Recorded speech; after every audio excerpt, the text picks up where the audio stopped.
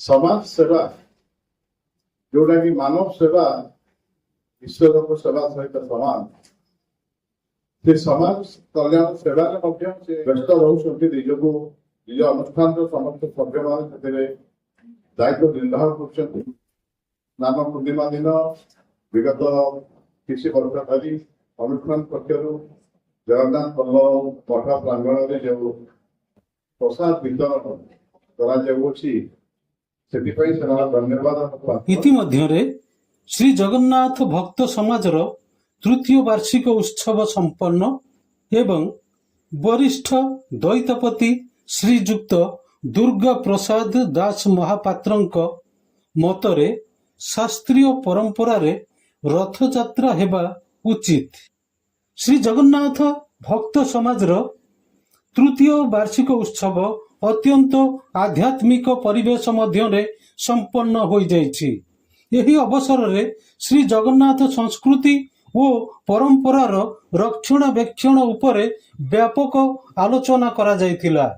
उत्सव रे मुख्य वक्ता भावे जोगदेई वरिष्ठ द्वैतपति श्री दुर्गा प्रसाद दास महापात्र निजर अभिभाषण रे कहिथिले जे श्री जीव मानक विश्व प्रसिद्ध रथ यात्रा सर्वदा शास्त्रीय परंपरा अनुजाई ही अनुष्ठित हेबा उचित। परंपरा रे कौनसी प्रकार सालिस ग्रहणीय नुहे बोली से मत व्यक्त करथिले।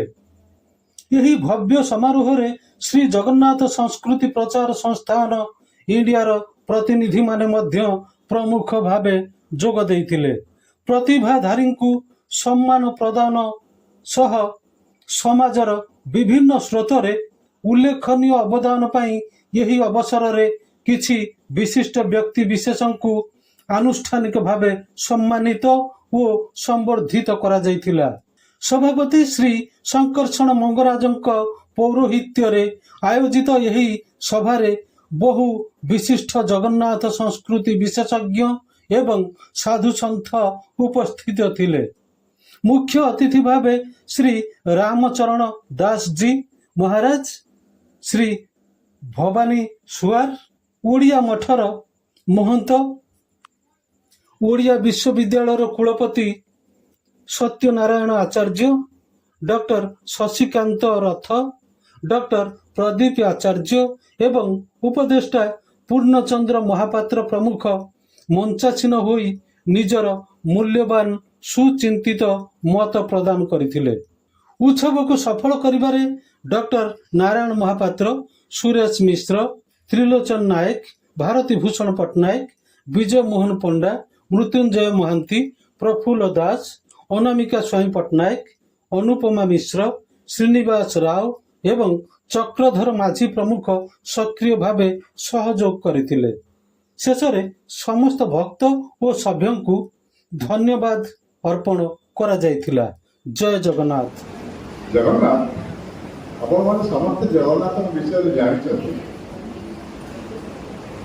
होती जगतर नाथ, स्वयं ब्रह्म परम ब्रह्म, दारु ब्रह्म, पुरुषोत्तम से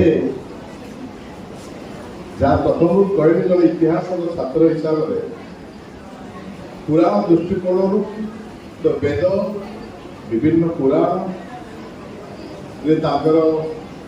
जगन्नाथ उत्पत्ति, पुरुषोत्तम क्षेत्र महात्म्य, द्वादश यात्रा संपर्क में विस्तृत वर्णना अच्छी विशेषकर स्कंद पुराण इतिहास दृष्टि आम जो विचार करवा तेज जगन्नाथ प्रथम थर पर विलियम हंटर द्वारा 318 ख्रीष्टाब्द जगन्नाथ नाम आज जगन्नाथ इतिहास आसी। ख्रीष्टीय षष्ठ शताब्दी जहाँ आम बृहस्पति सूत्र जोटा कि ख्रीष्टीय षष्ठ व सप्तम शताब्दी कंपाइल होता से श्रीक्षेत्र संपर्क में सूचना मिले से जहाँ वर्णना अच्छी द्वारिका ठार 700 योजन दूर में श्रीक्षेत्र थिला। मन पकातु षष्ठ शताब्दी सप्तम शताब्दी बेलू गमनागमन सुविधा नथिला, एभली संचार माध्यम नथिला, ତାର ସତ୍ୟ ମଧ୍ୟ ଜଗନ୍ନାଥ ଏ ଆର୍ଯ୍ୟାବର୍ତ୍ତରେ ସମସ୍ତ ଭାରତ ବର୍ଷରେ ଆର୍ଯ୍ୟାବର୍ତ୍ତରେ ପ୍ରସିଦ୍ଧି ଲାଭ କରିଥିଲେ।